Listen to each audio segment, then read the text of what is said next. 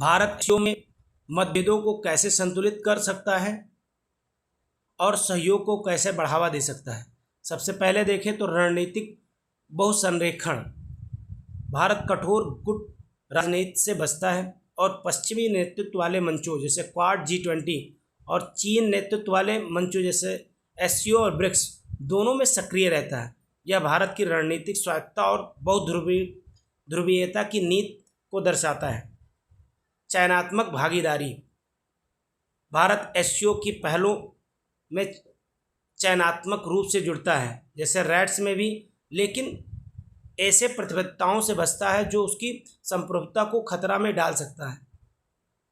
भारत विवादास्पद क्षेत्रों जैसे सीमा और सुरक्षा में सहयोगी क्षेत्रों से अलग रखता है। चीन के साथ सहयोग को गैर संवेदनशील क्षेत्रों जैसे नवीकरणीय ऊर्जा, इलेक्ट्रिक वाहन, कृत्रिम बुद्धिमत्ता तक ही सीमित रखता है।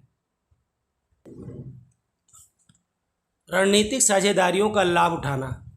रूस के साथ की साझेदारी भारत को समान प्रतिनिधित्व देती है, चीनी प्रभाव को नियंत्रित करती है।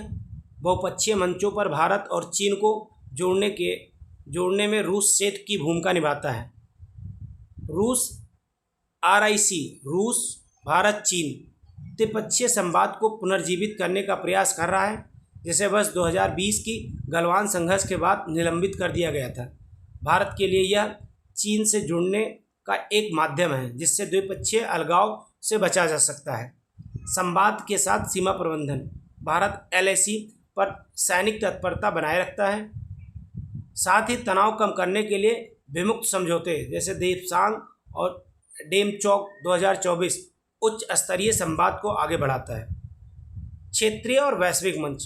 भारत यूरेशिया और ग्लोबल साउथ की विचार विमर्श धारा को प्रभावित करने के हेतु एससीओ और ब्रिक्स का उपयोग करता है, जबकि चीन की क्षेत्रीय आक्रामकता को संतुलित रखने के लिए क्वाड इंडो पैसिफिक फ्रेमवर्क का भी सहारा लेता है।